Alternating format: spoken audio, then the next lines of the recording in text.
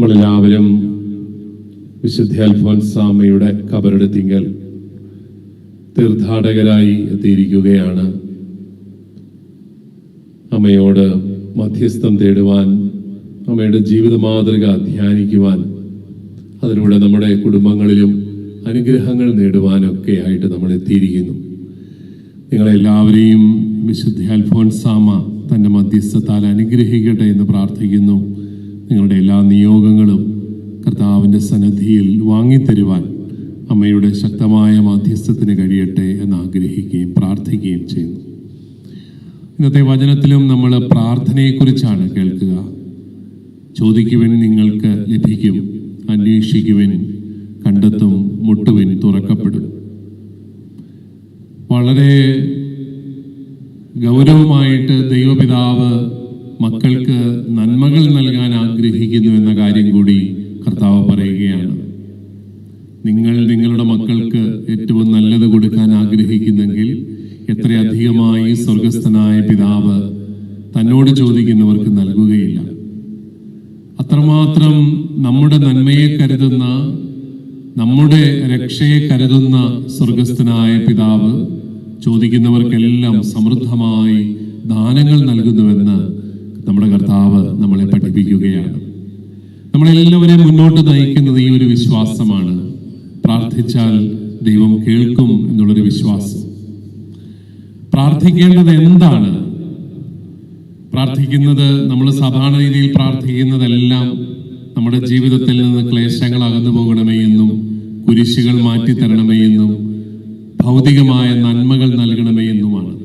നമുക്കറിയാം, ഇതെല്ലാം നമ്മുടെ കർത്താവ് നൽകാൻ ആഗ്രഹിക്കുന്നത് തന്നെയാണ്. കർത്താവ് തൻ്റെ ജീവിതകാലത്ത് തന്നോട് ചോദിച്ചവർക്ക് രോഗങ്ങളിൽ നിന്ന് സൗഖ്യം നൽകി, പിശാചികളെ പുറത്താക്കി, അവർക്ക് ബലഹീനരായിട്ടുള്ളവരെ ശക്തിപ്പെടുത്തി. ഇതൊക്കെ അവിടുന്ന് നമുക്കായിട്ട് നൽകുന്ന കാര്യങ്ങൾ തന്നെയാണ്. ചിലപ്പോഴൊക്കെ ഭൗതിക സമൃദ്ധിയും ദൈവാനുഗ്രഹത്തിന്റെ അടയാളമായിട്ട് മാറാം. ആ രീതിയിലെല്ലാം ദൈവം നമ്മളെ അനുഗ്രഹിക്കാൻ ആഗ്രഹിക്കുന്നു. പക്ഷെ സുവിശേഷത്തിൽ കർത്താവ് നമുക്കായിട്ട് നൽകുന്ന ഏറ്റവും വലിയ നന്മ എന്താണെന്ന് ചോദിച്ചാൽ അത് ആത്മരക്ഷയാണ്. ആത്മരക്ഷ, നിത്യജീവൻ, അതാണ് സുവിശേഷങ്ങളിൽ കർത്താവ് നമുക്കായിട്ട് വാഗ്ദാനം ചെയ്യുന്ന ഏറ്റവും പ്രധാനപ്പെട്ട കാര്യം. അതിനുവേണ്ടി നമ്മൾ ആഗ്രഹിക്കുന്നുണ്ടോ, പ്രാർത്ഥിക്കുന്നുണ്ടോ എന്നുള്ളതും കൂടെ നമ്മൾ ആത്മശോധനയ്ക്ക് വിഷയമാവണം. നമ്മൾ ലോകം മുഴുവൻ നേടിയാലും നമ്മുടെ ആത്മാവിനെ നഷ്ടപ്പെടുത്തിയാൽ നമുക്ക് ഒരു ഫലവുമില്ല എന്ന് പറഞ്ഞ കർത്താവ് നമ്മളോട് ആവശ്യപ്പെടുന്നതും ഈ ആത്മരക്ഷയ്ക്ക് വേണ്ടി പ്രാർത്ഥിക്കാനാണ്. അതിനുവേണ്ടി നിരന്തരം പ്രാർത്ഥിക്കുന്നവൻ അതനുസരിച്ച് ജീവിച്ചോളും. അങ്ങനെയാകുമ്പോൾ വിശുദ്ധമായ ഒരു ജീവിതം നയിക്കാൻ നമുക്ക് എല്ലാവർക്കും സാധിക്കുകയും ചെയ്യും. അങ്ങനെ നിത്യജീവന് വേണ്ടി ആത്മാർത്ഥമായിട്ട് പ്രാർത്ഥിക്കുന്നവർക്ക് അവിടുന്ന് എത്രയോ ഔദാര്യപൂർവം അവിടുത്തെ ഏറ്റവും വലിയ അനുഗ്രഹമായ രക്ഷ നൽകുന്നു എന്നുള്ളതാണ് നമ്മുടെ കർത്താവ് നമ്മളെ പഠിപ്പിക്കുന്നത്.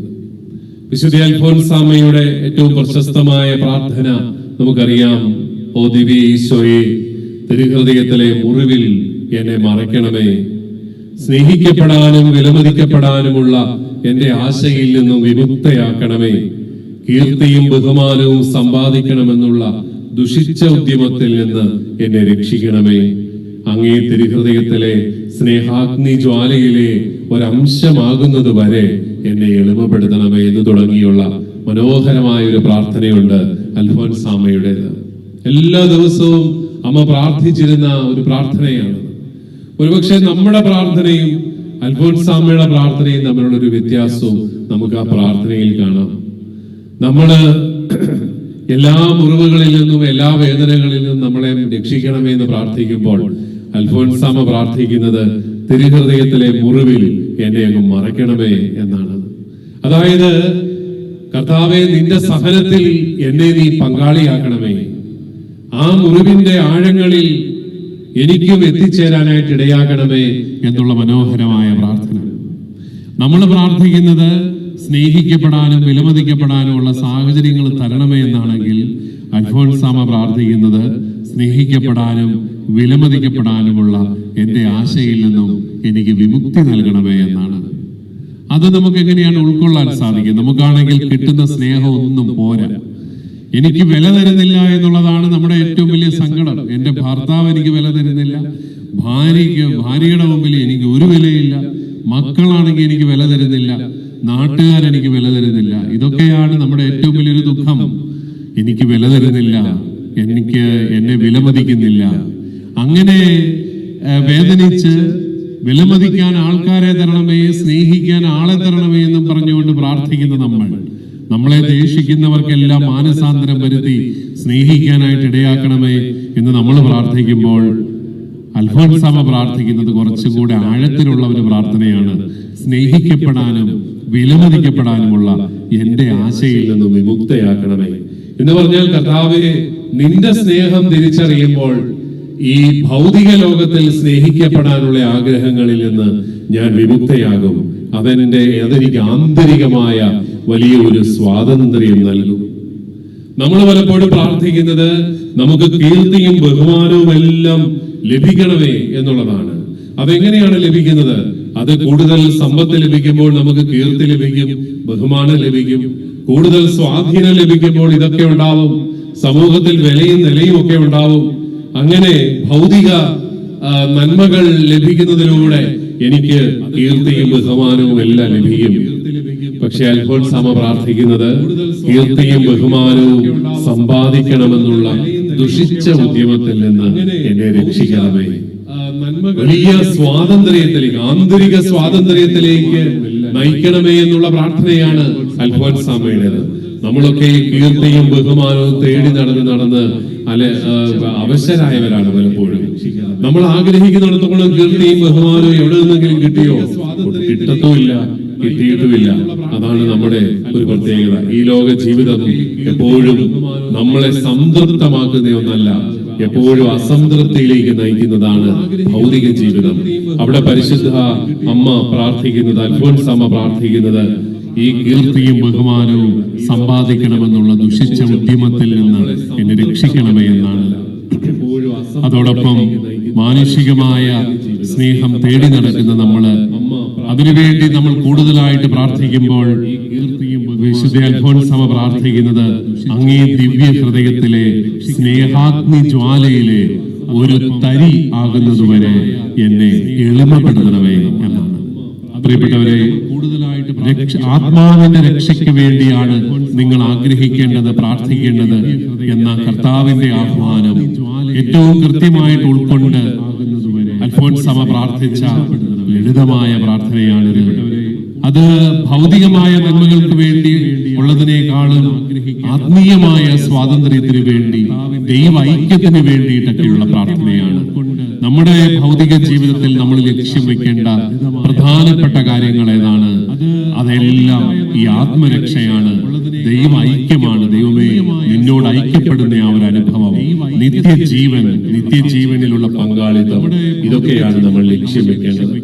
നമ്മളൊക്കെ നമ്മുടെ ചെറുപ്പക്കാര് കുട്ടികളോടൊക്കെ അവരുടെ ലക്ഷ്യം എന്താണെന്ന് ചോദിച്ചു കഴിഞ്ഞാൽ അവരൊക്കെ എന്തെങ്കിലും ഭൗതികമായ നേട്ടം മാത്രമേ പറയുന്നുള്ളൂ എന്നുള്ളതാണ് നമ്മുടെ സങ്കടം. ഭൗതിക നേട്ടങ്ങൾ തീർച്ചയായിട്ടും വേണം. ജീവിതത്തിൽ അവർ വിജയിക്കണം, നല്ല ജോലി കണ്ടെത്തണം, ധാരാളം സമ്പത്തൊക്കെ വേണം. പക്ഷെ അവിടെ അവൻ അവസാനിപ്പിക്കുകയാണെങ്കിൽ അത് വലിയൊരു ദാരിദ്ര്യമാണ്. ലക്ഷ്യം വെക്കേണ്ടത് എന്റെ ആത്മരക്ഷയാണ്, നിത്യജീവനാണ്, തമ്പുരാനോട് ഐക്യപ്പെടുന്ന ആ അനുഭവമാണ്. അത് ലക്ഷ്യം വെച്ച് ജീവിക്കുമ്പോൾ കർത്താവ് നമ്മളെ സമൃദ്ധമായിട്ട് അനുഗ്രഹിക്കുകയാണ്. ചിലപ്പോൾ ഭൗതികമായ നന്മകൾ, സൗഭാഗ്യങ്ങൾ നമുക്ക് ഒത്തിരി നൽകും, ചിലപ്പോൾ കുറെ സഹനങ്ങൾ നൽകും. ഏതാണെങ്കിലും ലക്ഷ്യം ആത്മരക്ഷയാണെങ്കിൽ ധീരതയോടെ നമുക്കിതെല്ലാം നയിക്കാനായിട്ട് സാധിക്കും.